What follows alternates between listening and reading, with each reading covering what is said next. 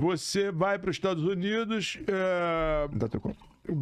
Qual foi a onda? Como é que foi essa situação aí? Na verdade, a ida para os Estados Unidos, a intenção de ir para os Estados Unidos era uma intenção da família, já há muito tempo. Assim, as últimas férias da gente, assim... Tá criançada para estudar lá... Nem era isso. Não. De verdade, os 10 últimos anos meu indo de férias, saindo de férias, foram para os Estados Unidos. E sempre tinha Disney no roteiro. Sempre. Um apaixonado, como eu te falei. E aí a gente ficava naquela, porra, um dia a gente vai morar nesse lugar, um dia a gente vai morar nesse lugar.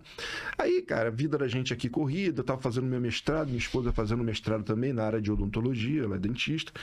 Na sequência, ela já engatilhou um doutorado e quis me puxar. Eu falei, peraí, pô. Eu gosto de estudar até a página 2. Me deixa descansar, porque eu não aguento essa tranqueira, não. Porque eu fiz o meu mestrado, na época, eu tava conduzindo o pessoal a Copa do Mundo da FIFA da África do Sul. Então era um tal de viajar para a África do Sul, para a Copa das Confederações, depois Copa do Mundo, e eu fazendo mestrado tem que entregar a tese. Foi uma maluquice que eu fiz, não tirei o melhor proveito do que o mestrado te exige, que você precisa estar sempre lendo, produzindo, etc. Pô, cara, foi meio que aos trancos e barrancos, aquilo meio que traumatizou. E a esposa ainda falou assim, não, vamos fazer um doutorado. Eu falei, não vou não vai dar ruim. Imagina, já um mestrado já é crítico, 2 pessoas dentro de casa fazendo mestrado já é uma coisa de maluco. Ela fazendo doutorado, vindo mergulhada em artigo, papel, eu falei, não vou fazer. Ela fez. Quando ela acabou, foi em 16, eu estava acabando os Jogos Olímpicos também. Aí eu falei para ela e falei assim, olha, vamos fazer um sabático de pobre. 3 meses só. Sabático de rico fica 1 ano, né? Sabático de pobre, 3 meses que eu não quero pensar em nada. Vamos para onde? Estados Unidos. Vamos dar uma volta, pegamos o carro, um casal de amigo nosso também com uma filha se juntou. O meu filho estava fazendo IBMEC na época. Aí, pintou um curso de extensão no Alabama. Falei, vamos para lá. Aí deixamos no Alabama, continuando viajando 3 meses. Depois de 3 meses, eu falei, vamos voltar. Voltei pro Brasil, todo mundo voltou.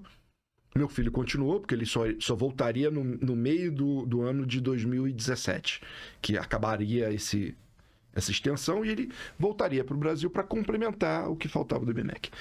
Aí minha esposa, quando chegou no Brasil, falou assim, tem um curso interessante lá na Flórida para eu fazer, na área de odontologia. Eu falei, tu acabou de chegar, velho. Segura a onda, né?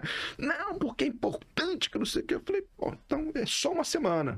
Eu falei, beleza, vai. E eu já tava aquele esquema de headhunter, controla, vai, não sei o que, pintando vaga em São Paulo, conversa daqui, conversa de lá, eu analisando o que eu ia fazer. Bicho, a longa história curta, porque é muito longa, ela foi para ficar 1 semana e nunca mais voltou pro Brasil. Sim. Tinha uma condição o processo ia ser por mim, passou a ser por ela, pelas credenciais dela como uma profissional de saúde, muito demandado dentro do território americano. Essa foi a primeira vez que ela voltou para o Brasil desde então? Sim. É mesmo? Estou há 8 anos nos Estados Unidos. São há 6 anos, olha só. Desde 2017. Ela chegou... Deve estar doida para voltar, né? Não, sacanagem. Não vou comentar isso, não. Mas foi marcante, porque eu sou devoto de São Jorge, e ela chegou lá no dia de São Jorge. Então, eu lá com ela falou assim, ela falando, Hélio, eu não vou conseguir voltar. Porque a gente fez uma videoconference com um escritório de advocacia que viu as condições, tinha um BO lá para resolver, porque o meu filho ia fazer 21 anos. Se ele volta, a idade dele, fazendo o processo por aqui, não para o processo cronológico. Se ela desse entrada pelos Estados Unidos, na hora que ela deu entrada, congela a idade que meu filho teria naquele momento, que era 20 anos. Se ele fizesse 21, ele não pegaria o green card. Então, a condição você precisa ficar no mínimo aqui 1 mês antes de darmos a entrada no documento, e aí depois que der a entrada, você ainda vai se manter aqui, você não pode voltar para o Brasil. E aí, como que faz? Clínica aqui, paciente esperando o tratamento acabar, a filha aqui comigo, meu filho lá no Alabama, um caos. Resolvemos tudo em família. Alabama é bem meião dos Estados Unidos, né? Bem interior. Pessoal da palhinha na boca. Da plantação do algodão lá. Por aí, cara. Cinturão cinturão do milho. Exato. E aí, cara, Corn Belt, né? A gente chegou, tomou a decisão em família, vamos, beleza, segura a onda, a Tânia ficou por lá. Eu que fiquei na transição maluca aí, quase que uma ponte aérea. Levei minha filha para ficar com ela, meu filho acabou o esquema também lá, ficou com a minha esposa. E eu que voltei para resolver os BO todo aqui da família. E aí, em novembro de 17, eu fui em definitivo.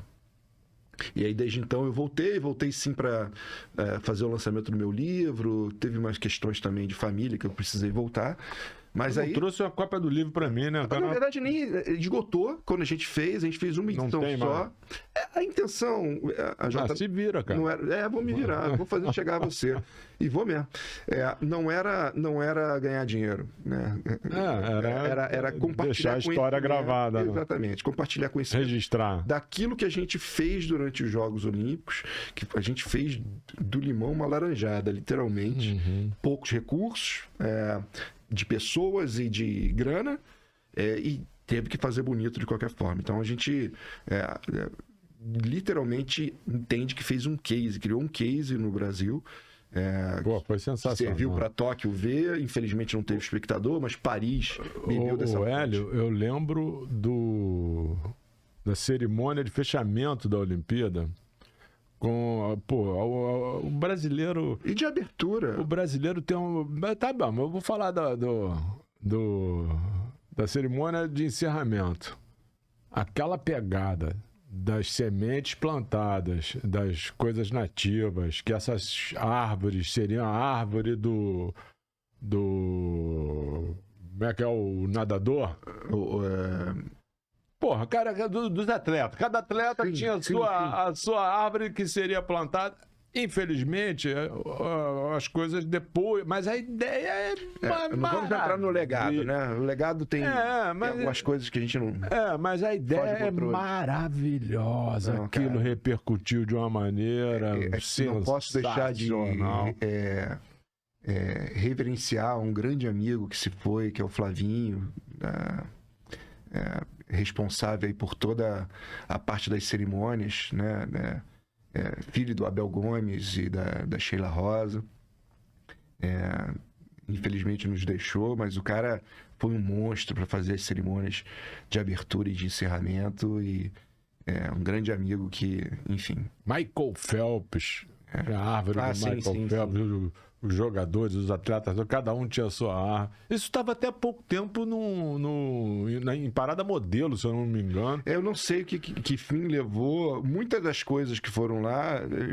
Tem o Museu Olímpico, eu não sei se já tem os itens... Algumas arenas seriam desmanchadas para virar escola. Cara, eu vou te falar que se alguém falasse para mim assim, qualquer atleta desse top... a árvore tá lá, a árvore do atleta X tá lá. Pode ir lá buscar. Eu vou buscar e vou plantar a árvore, cara, porque... Eu nem sei que fim levou isso, cara. Deve estar. Já, 2016 já virou uma árvore. Já a senhora. Já não é mais uma muda. E aí, cara... Aquilo era muito legal. Fomos para os Estados Unidos, aí eu cheguei lá em 17, confesso, perdidaço, referência nenhuma, network todo aqui no Brasil. Idioma fluente? O idioma ele vai ficando fluente. Se bem que quem mora na Flórida, você não precisa falar inglês, né, meu amigo? Sim, mas você é fluente, ou não? Sim. Já falava um pouco, você vai aperfeiçoando quando você mora. Gostava muito de falar espanhol, então em Miami, espanhol é a língua principal. Né? É uma comunidade cubana muito grande, e argentina e venezuelano. E o engraçado é que o cara te olha assim com esse olhinho verde, essa carinha de... Todo mundo acha que eu sou americano. Mas já te atende na loja. Ô, Tico, que queres? Mas mesmo. Quando eu falei para uma amiga lá colombiana, uma conhecida colombiana, ela falou assim, eu quero muito ir a Cartagena, conhecer, não sei o quê.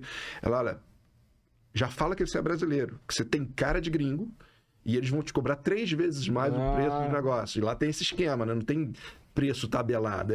Vai pela cara. Assim, tu é americano? Já vira o negócio que custa 10, vira 50. Aí você já fala que é brasileiro para o pessoal já entender quem você é. Eu falei, pô, tem esse esquema. Mas sempre falaram que eu... Isso é Colômbia. Oi? Na Colômbia. Colômbia é um país engraçado. Engraçado em que sentido? Engraçado que ele tem ligação pro Atlântico e pro Pacífico. Não. É louco, né? É o único, eu acho. Não. Não sei se é não. Estados Unidos.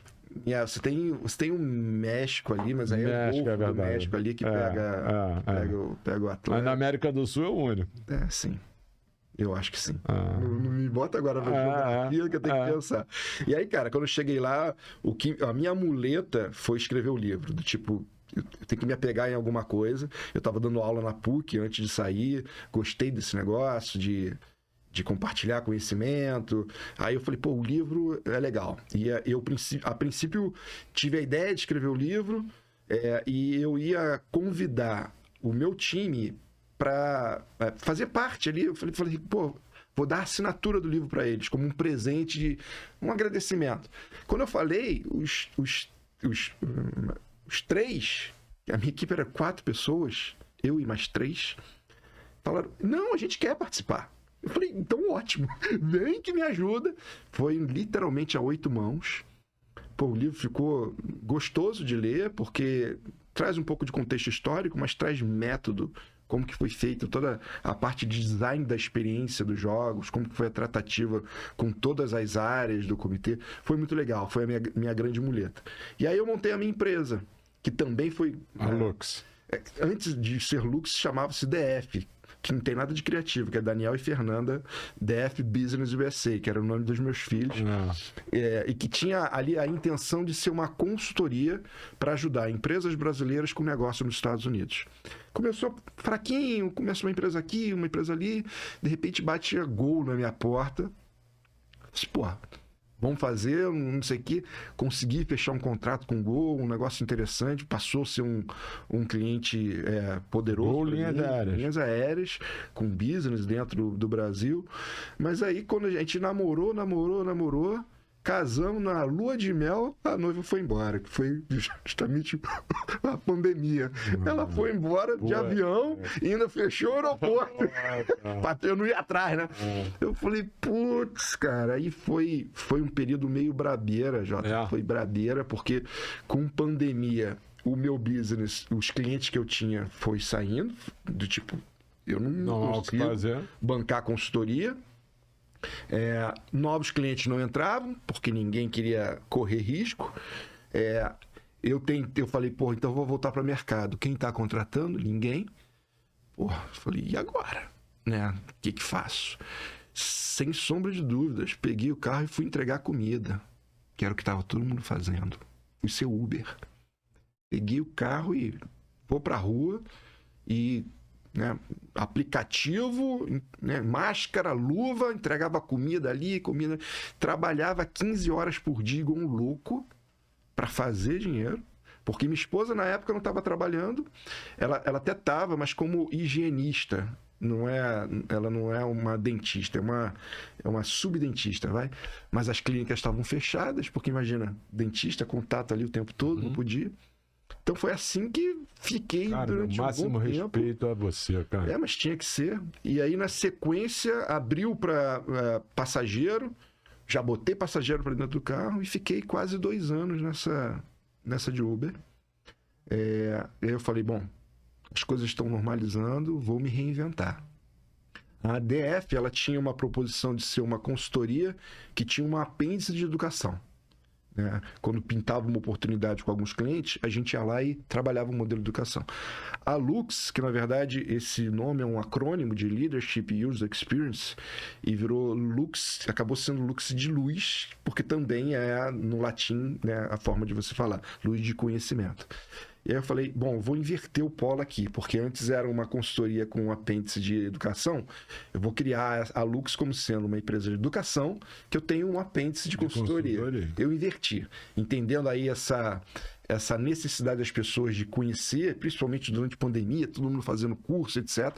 Eu falei, a pegada vai ser presencial. Todo mundo vai querer sair dessa loucura de ficar aprendendo pelo digital e vamos fazer o presencial. E aí, o que eu fiz? Me juntei com o Fázio, o Marcelo Fázio, da Disney. A gente pegou as metodologias da Disney, eu sempre faço esse disclaimer, a gente não representa, a gente não é a Disney. O que a gente usa é empirismo. O que eu conheço de mercado, o que o Fázio conhece de mercado, o que a gente aprendeu e como a gente compartilha o conhecimento. Esse é o bacana da Lux. É uma empresa, é um hub de solução de negócio que tem educação como base. E essa base é de compartilhar conhecimento, é o que a gente faz. E aí, a gente começou a pegar as metodologias que eram aplicadas lá e levar para dentro das organizações, ajudando as empresas a melhorar o relacionamento com seus clientes, a encantar as pessoas, encantar os colaboradores e os clientes, engajar time. Porra, durante a pandemia, o que teve mais coisa foi desengajar. Todo mundo ficava lá de pijamão, não sei o que, a produção até estava indo, mas a interação entre os funcionários foi se perdendo. Então, o barato nosso é pegar essas metodologias que a gente conhece e levar para as empresas e falar assim, olha, se a Disney fez, você também consegue fazer, porque é adaptável. Você pode ter uma empresa de serviço ou uma empresa de produto, as metodologias a gente perfeitamente atende. Você pode ter uma padaria com 5 pessoas ou uma multinacional com 3.000 pessoas, não importa. As metodologias são aplicáveis. E a gente criou o que a gente chama de Lux Express. A gente vai lá durante 4, 5, 6 horas, no mesmo dia, entregamos a metodologia, já sai dali podendo usar. E a gente tem um produto mais premium, que a gente pega os executivos e leva para os Estados Unidos. Leva para lá. E esse aqui é o topzero. Ele é o mais premium. Aí a gente leva, vai para bastidores dos parques da Disney. Tem um que é só dentro do Vale do Silício, então a gente vai para falar de tecnologia, tendência, inovação, leva para dentro de Stanford. Tem uma aula dentro de Stanford. Pô, é sempre atrelando o lúdico ao contexto teórico, que a gente entende como um catalisador de aprendizado. Muito. Né? Quando você vê ou você faz as coisas, cara, tu sai dali... E fica aquela memória fica impregnada. Impregnada. Então, a gente tem uma parceria lá com uma empresa dentro do Vale do Silício, toca toda essa parte que a gente chama de bubble to bubble. Pega o executivo aqui o grupo aqui no Brasil, leva para lá, cuida de tudo, da acomodação, hospedagem, né, da alimentação, as experiências, etc. Faz isso para lá, faz isso para Orlando. A gente tem uma parceria com a GC5 do Glauco, um grande amigo, que a gente leva para dentro de Harvard só para treinamento em termos de negociação. As pessoas vão para Harvard para aprender negociação. Do cacete também. Isso em inglês ou em português? Em inglês e com tradução simultânea. Todos os nossos treinamentos são assim, todos. Tradução simultânea é aquele aparelhinho na orelha. Aparelhinho teu fonezinho, alguém na cabine ali, gringo tá falando, tá tudo saindo em português para você. Quem não precisa, tá de boa. Precisa, tá de boa. E tem muitos executivos que fazem parte aí das mentorias, que são executivos brasileiros. Né? Então, o ACO da Disney, o Marcos, vai lá e aplica a parte dele toda em português. Então, mas fantástico. E a gente tem uma série de experts dentro do grupo. Né? Então, você tem gente de neurociência, tem gente que fala de metaverso, tem gente que fala sobre cultura organizacional, tem gente que fala sobre experiência de consumo. Na parte de esportes, a gente tem gente na área médica para falar sobre experiência do paciente. Então, são muitos módulos para atender o cliente da forma que ele precisar. E o que é legal é que esses treinamentos eles não são caixinhas fechadas. Eu co-crio com o meu cliente de acordo com a necessidade dele. Então, assim, esse é o produto mais premium da gente, e o produto que a gente consegue entregar aqui no Brasil são esses adaptados para qualquer categoria de negócio